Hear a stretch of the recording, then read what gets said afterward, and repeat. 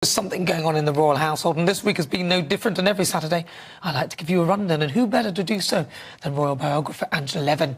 Angela, hello. Hello. Well, the first thing we've got is obviously D-Day, which was so moving that I think everybody was crying. You see these wonderful old people who gave their lives, and they were crying to remember it all. You see tears in the King's eyes. You saw Camilla, the Queen, crying. And I think, gosh, you know, actually Britain's maybe opening up, and we're not sort of stiff upper lip all the time anymore. I thought it was interesting. I've noticed the Queen always wears gloves now, and I think that's to, you know, shake hands, you don't get so many germs. But she doesn't mind crying in public. She just feels that if that's what she feels like, that's it. So I think it was incredibly overwhelming and moving, and I think that William was so dignified. Oh, he's amazing, isn't he? And he was the young king.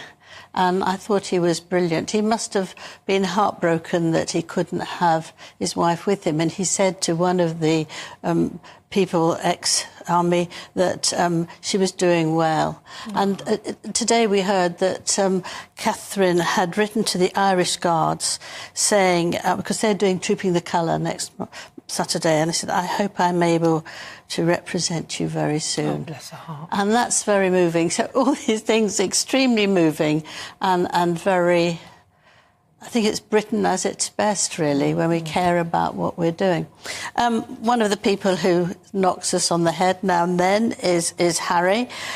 He got the green light to appeal to the appeal. It's a third one, and he wants to make sure that the government gives him protection all the time, automatically. One of the reasons is that he's going away with Meghan for a tour, world tour, which made my heart sort of pump, because this is going to be another copy of what the royal family is like. Here we go again.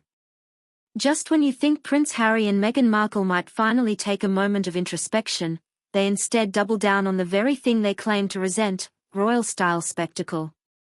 Their so-called world tour, yes, you heard that right, is apparently in the works. Because, clearly, the world has been holding its breath, eagerly awaiting their next curated PR blitz. This isn't a tour in the diplomatic sense. There will be no state receptions, no official duties, no representation of the United Kingdom.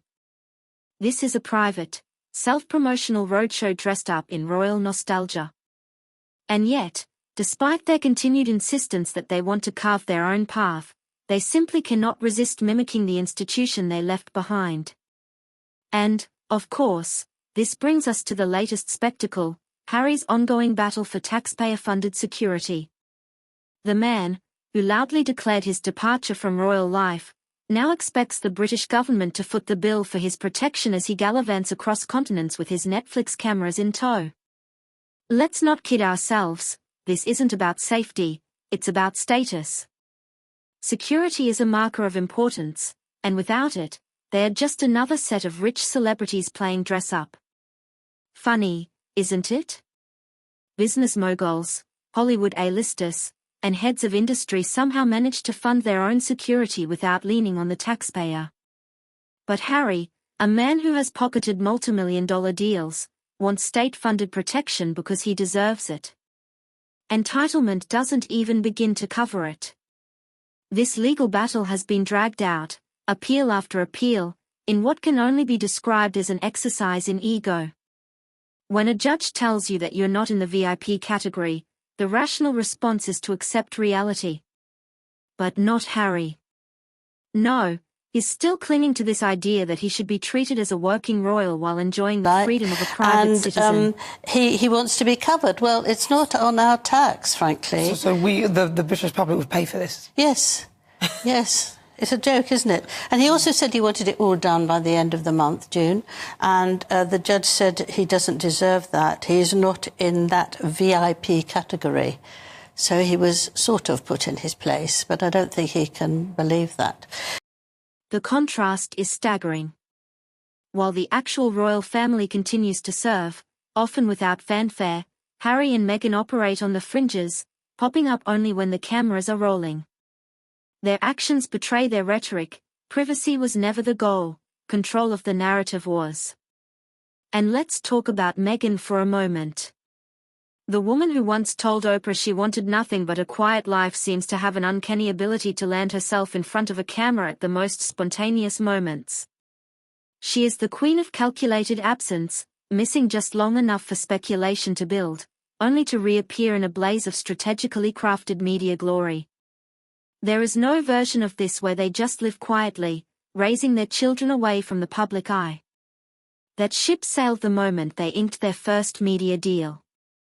This world tour is just another chapter in their ongoing rebrand, a desperate bid to remain relevant while simultaneously playing the victim.